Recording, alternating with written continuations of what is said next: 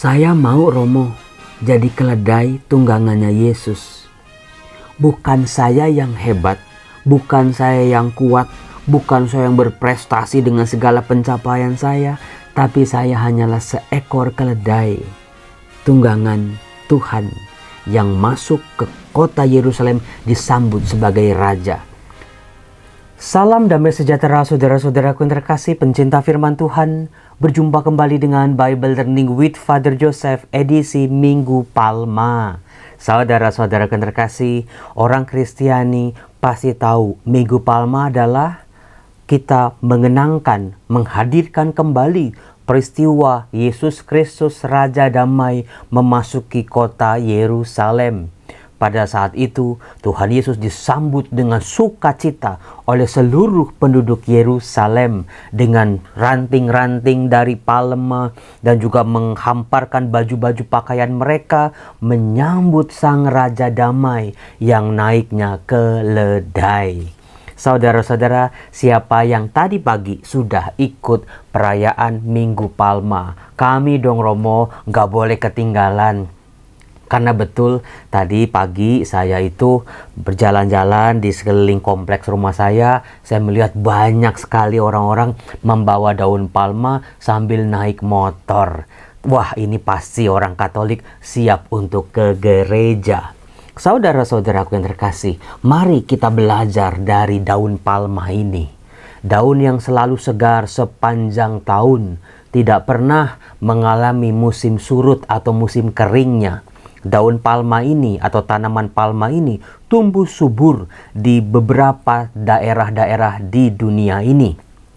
Tidak harus membutuhkan air yang banyak. Di tempat yang kering pun dia bisa hidup. Di tempat yang basah pun dia juga bisa hidup. Kemudian juga daunnya hijau sepanjang tahun. Kalau beberapa tumbuhan, kalau kita lihat ya, ada yang kalau di beberapa musim dia gugur, dia itu kering, dia itu layu. Tetapi di beberapa musim, wah dia semarak. Tetapi daun palma ini adalah sebuah tanaman yang menjadi simbol harapan, rezeki yang tidak pernah kering. Sebuah tanaman yang dianugerahkan oleh Sang Penciptanya untuk selalu hijau, memberi kesegaran. Saudara-saudaraku yang terkasih, palma ternyata juga oleh orang-orang dalam agama kuno disimbolkan sebagai kehidupan. Kehidupan yang mampu bisa bertahan menghadapi aneka macam goncangan-goncangan hidup. Maka bersyukurlah gereja mempertahankan Minggu Palma sebagai sebuah persiapan kita menyambut masa-masa suci, trihari suci untuk menyambut Paskah. Kalau kita lihat juga saudara-saudara, yang namanya daun palma itu selalu mengarah ke atas. Nggak pernah melihat daun palma mengarah ke bawah, bukan? Nah, itulah hidup manusia. Dia menyembah Tuhannya, berharap pertolongan kepada Tuhannya. Pujian hanya untuk Tuhan, kemuliaan hanya untuk Tuhan. Dengan seluruh kehidupannya, dengan seluruh berkat-berkatnya dikembalikan kepada Tuhan. Hidup yang terarah pada Tuhan. Nah, saudara-saudaraku terkasih, daun palma ini juga simbol keluarga. Karena apa? Daun palma bukan sekedar daun misalnya kayak daun jambu gitu ya. Hanya satu daun aja. Tapi kita lihat di sini. Di tengahnya ada batang yang sangat kuat, sangat lentur. Dilihat ada daun-daun kecil di sini. Kiri kanan, kiri kanan, kiri kanan. Dari yang besar sampai yang kecil. Jadi daun palma simbol keluarga. Disitulah bagaimana keluarga, ayah, ibu, anak, orang tua, suami, istri berkumpul, diikat, disatukan, menempel pada sang pokok yaitu Kristus sendiri. Kalau kita lihat di sini, bagaimana setiap daunnya menempel pada batang yang ada di tengahnya.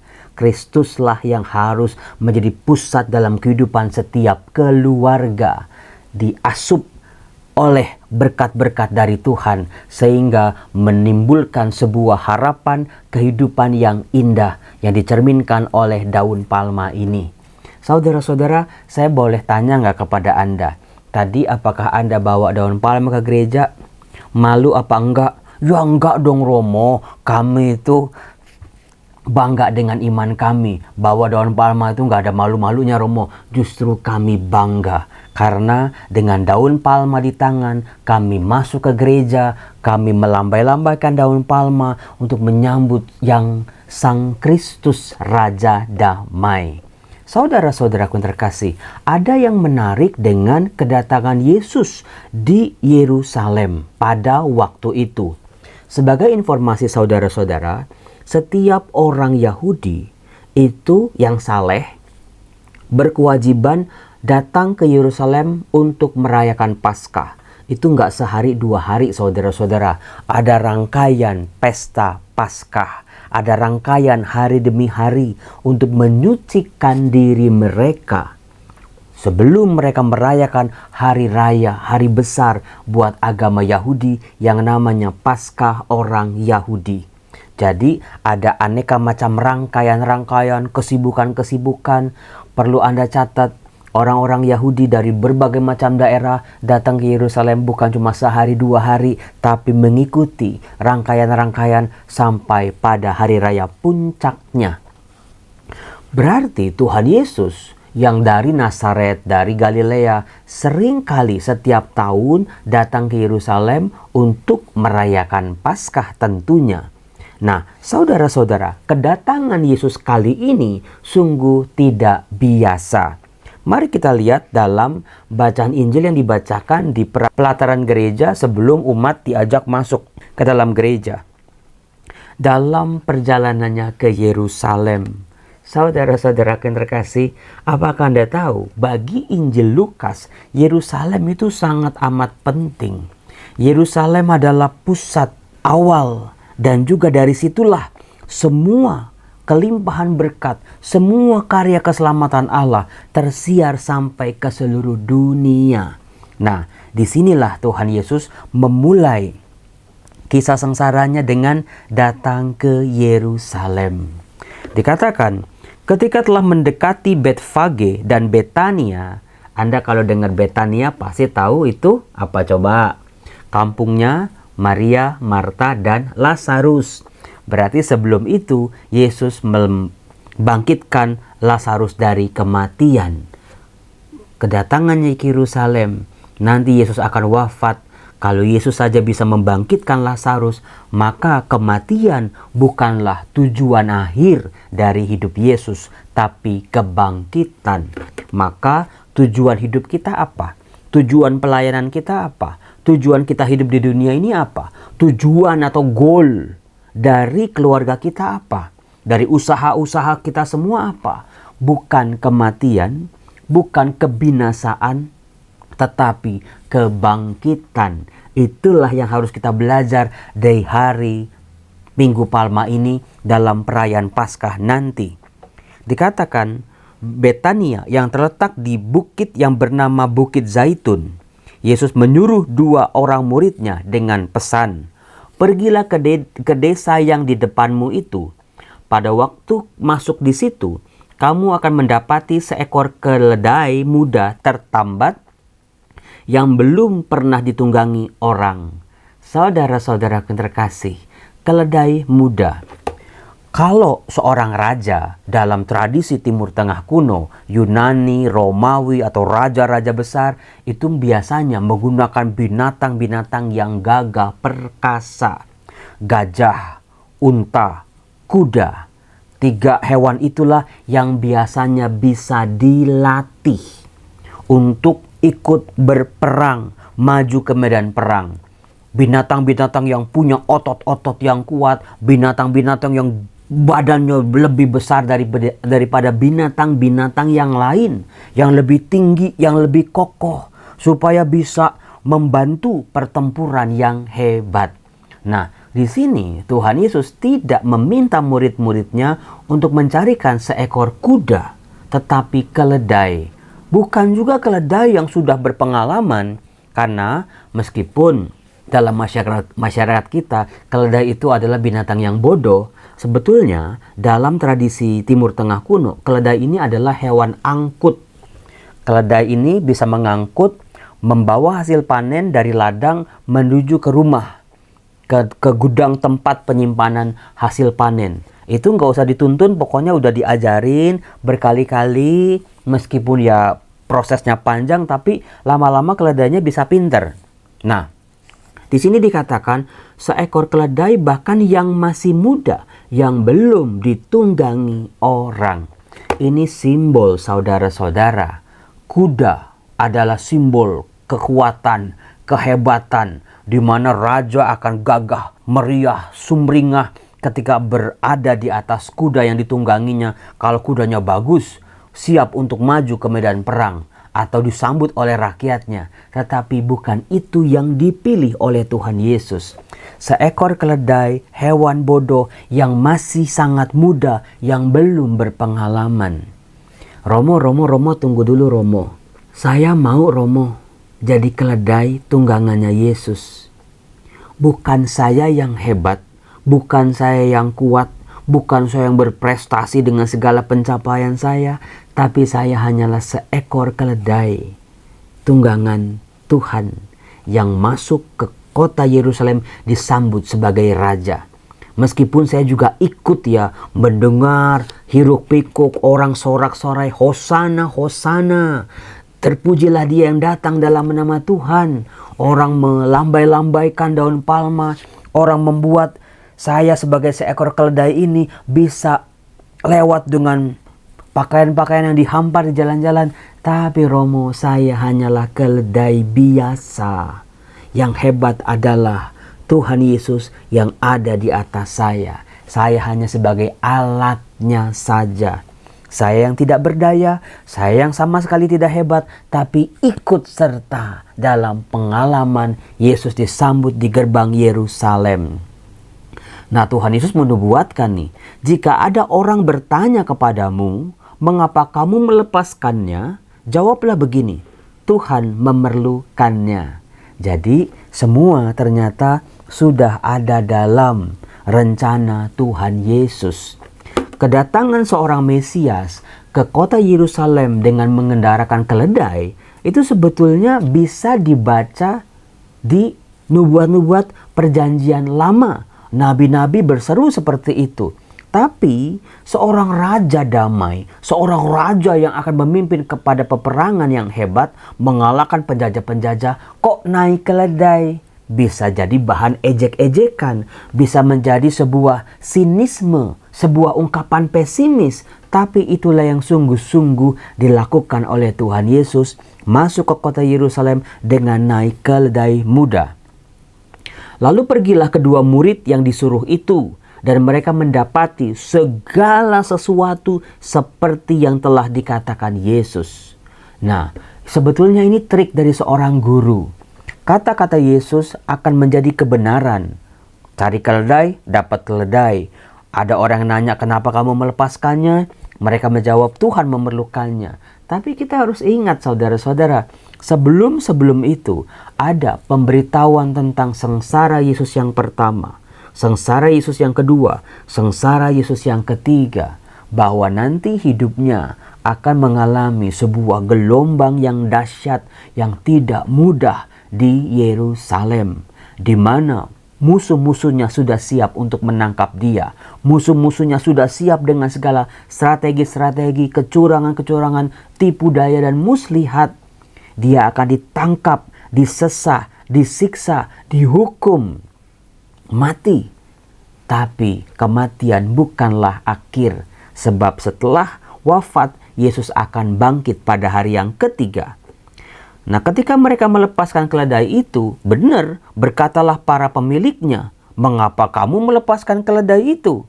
Jawab mereka, Tuhan memerlukannya. Kita lihat apa yang dikatakan Yesus sebelumnya sungguh-sungguh terjadi.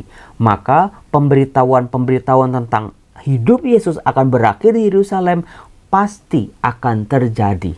Di sini para murid sebetulnya sudah diberi peringatan, sudah diperingati. Percayalah pada kata-kata gurumu itu. Mereka membawa keledai itu kepada Yesus, lalu mengalasinya dengan pakaian mereka. dan menolong Yesus naik ke atasnya. Saudara-saudaraku yang terkasih, Raja Damai, Raja alam semesta, masuk ke kota Allah, kota di mana Allah bertahta di tengah-tengahnya, kota suci Yerusalem, hanya dengan menaiki keledai muda.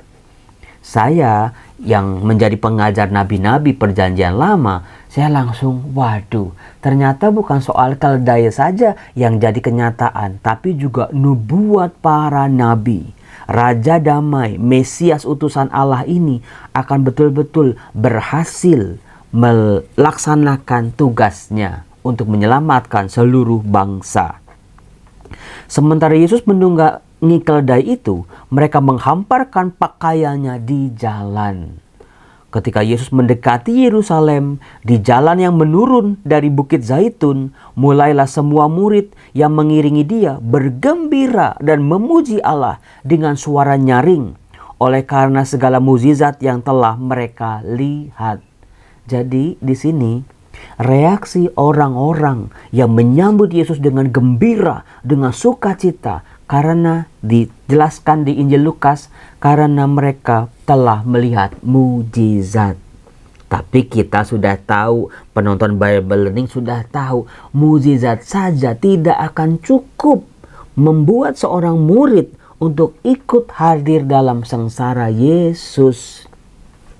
Mukjizat bukannya tidak penting. Yesus juga menghadirkan kerajaan Allah melalui mukjizat-mukjizatnya. Yang buta dibuat melihat, yang tuli dibuat mendengar, yang kerasukan setan diusirnya, orang yang kelaparan diberi mukjizat penggandaan roti. Yesus bisa berjalan di atas air, Yesus membangkitkan orang-orang mati, menyembuhkan orang-orang sakit, yang kusta dibuatnya tahir. Orang-orang yang terpinggirkan dirangkul kembali. Mukjizat penting, tetapi jangan cuman itu saja yang menjadi pendorong kita untuk ikut Yesus. Apakah kita sadar di sini? Iya ya Romo, kok menampar-nampar hidup saya banget Romo. Saya itu baru percaya kalau saya lihat mukjizat Romo. Saya itu baru diteguhkan iman saya kalau terjadi kesembuhan Romo. Saya itu baru betul-betul percaya sama Yesus Romo kalau doa-doa saya dikabulkan Romo. Saya itu baru yakin sepenuh hati kalau saya melihat penampakan-penampakan Romo. Bukannya tidak penting, tetapi jangan berhenti sampai di situ saja. Nanti terlihat betul-betul orang-orang yang bergembira hanya mau melihat mukjizat saja. Satu persatu mereka akan mundur, satu persatu mereka akan gugur setelah Yesus tidak lagi menghadirkan mukjizat. Si pembuat mukjizat ini malah ditangkap, malah disesah, ditampar, dipukul, diejek. Kemana mukjizatnya? Kemana kesaktiannya? Kemana kegemilau-kemilaunya itu? Kok nggak dipakai untuk menyembuhkan, untuk menaklukkan musuh-musuh orang-orang yang menangkap Yesus? Jadi mukjizat tidak akan menjadi cukup. Tapi yang dibutuhkan adalah sebuah relasi. Ada mukjizat atau enggak ada mukjizat, aku tetap percaya pada Yesus. Aku mengalami mukjizat atau tidak, aku tetap setia pada Yesus. Karena ada mukjizat yang jauh lebih besar yang Tuhan sudah sediakan pada kita. Dikatakan, kata mereka, terpujilah dia yang datang sebagai Raja dalam nama Tuhan. Damai di surga dan kemuliaan di tempat yang maha tinggi. Romo, kok saya menjadi dejavu ya mendengar kembali nyanyian para malaikat waktu bayi Yesus lahir ke dunia ini. Sekarang dinyanyikan kembali oleh orang-orang di Yerusalem, oleh para penduduk-penduduk kota suci ini. Saudara-saudara, Sang Raja Damai datang hadir di saat situasi betul-betul tidak ada damai sama sekali. Romo, sekarang dunia ini lagi bingung ya Romo ya. Presiden Amerika, Presiden Cina lagi perang tarif, lagi begitu-begitu. Waduh Romo, kami ini mau gimana Romo? Inflasi akan naik, orang akan banyak di PHK, kehilangan pekerjaan, orang akan siap-siap dengan perang dunia ketiga kah? Sebuah pertanyaan buat kita. Romo, dunia akan kacau ini. Bukan akan kacau, sudah kacau bahkan. Apa yang membuat aku masih bisa bertahan? Jadi, peristiwa 2000 tahun yang lalu sebetulnya sedang hadir di tengah-tengah dunia ini. Saat dunia lagi porak-poranda, lagi perangnya bukan lagi perang fisik, bukan lagi perang senjata, tapi perang ekonomi, perang idealisme, perang ego masing-masing bangsa. Sehingga bangsa-bangsa kecil, orang-orang kecil akan terombang-ambingkan oleh negara-negara adidaya ini. Beberapa orang Farisi di antara orang banyak itu berkata kepada Yesus, "Guru, tegurlah murid-muridmu itu." Jawab Yesus, "Aku berkata kepadamu, jika mereka ini diam, maka batu-batu ini akan berteriak." Jadi saudara-saudara, ada sejumlah besar orang menyambut Yesus di gerbang Yerusalem, masuk sebagai Raja Damai. Tapi si pembenci ini, orang yang memusuhi Yesus ini, orang yang selalu mencari-cari kesalahan Yesus ini, punya cara pandang yang lain. Mereka malah menegur Yesus supaya menyuruh diam para muridnya ini. Saudara-saudaraku yang terkasih, itulah hidup kita. Ada orang yang gak bisa ikut seneng sama kita. Kita seneng dia kebakaran jenggot. Kita bahagia dia kok sampai teriris-iris. Tapi ada juga orang yang ketika kita sedih, ketika kita hancur, dia malah tertawa-tawa, menari-nari di atas kesengsaraan kita. Manusia tidak bisa dikontrol seperti itu. Tapi meskipun orang bisa bereaksi apapun sama kita, tapi relasiku pada Tuhan tidak akan pernah goyah. Ya Tuhan Yesus, masuklah ke kota Yerusalem. Yerusalem baru, gereja Kristus, umat Allah yang baru, yang menyambut engkau sebagai Raja. 2000 tahun yang lalu, engkau disambut sebagai Raja. Saat ini pun, aku siap menyambutmu di hatiku sebagai Raja. Tapi 2000 tahun yang lalu, begitu sorak-sorai gembira karena mereka mau melihat mujizat, melihat Mesias sungguh-sungguh datang. Tetapi mereka runtuh, hancur, berkeping-keping ketika masuk dalam penderitaan. Tuhan Yesus, jangan biarkan aku seperti itu. Jangan biarkan imanku gugur, imanku hancur, imanku patah ketika penderitaan demi penderitaan datang menghampiriku. Berjuanglah bersamaku Tuhan Yesus, karena penderitaan, kematian ternyata bukan tujuan utama kedatanganmu ke Yerusalem, tapi kebangkitan, tapi menyelamatkan seluruh umat manusia, tapi mendamaikan manusia dengan Allah. Kita ikut seperti keledai, kita ikut. Dalam sengsaranya kita ikut, dalam kebangkitannya kita ikut. Jangan kita maunya, kita maunya enak-enaknya, kita maunya berhasilnya, kita maunya yang udah di atas, yang udah enak-enaknya aja. Tapi ketika diminta untuk berjuang, setia, bahkan dalam penderitaan, kita justru melepas diri kita, melepas identitas kita sebagai murid-murid Tuhan. Saudara-saudara yang terkasih, yuk belajar dari si keledai ini. Dia disambut seperti hewan yang luar biasa, tapi dia sadar dia hanya keledai. Dia ikut serta dalam sorak-sorai gembira, tetapi ketika tugasnya selesai, ya dia menghilang dari sejarah. Saudara-saudara yang terkasih, apakah Anda siap menyambut pekan suci? Jangan lupa masuk ke kamar pengakuan, akui dosa-dosa dan kesalahan kita. Sucikan diri kita betul-betul, berjuanglah dalam pertobatan supaya kita bisa masuk, bertahan dalam penderitaan, akhirnya kita dipulihkan dalam kebangkitan. Salam damai sejahtera, Tuhan Yesus memberkati kita. Bye-bye.